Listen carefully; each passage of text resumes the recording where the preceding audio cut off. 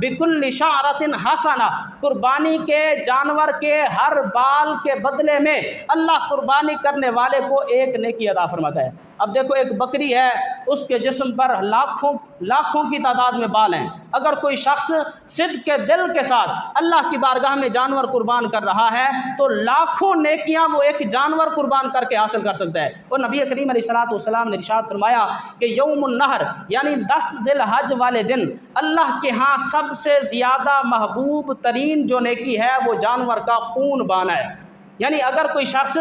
20,000 کا 30,000 کا بکرا لے لیتا ہے اور صدق کے دل کے ساتھ اس کی قربانی کر رہا ہے، دوسری طرف دوسرا شخص اگر سونے کا پہاڑ بھی اللہ کی بارگاہ میں صدقہ کر رہا ہے تو اس سونے کا پہاڑ خرچ کرنے والے کو اتنا اجر اور اتنا ثواب نہیں ملے گا جتنا اجر اور ثواب وہ شخص کما لے گا جس نے 20-30 ہزار کا بکرا لے کر صدق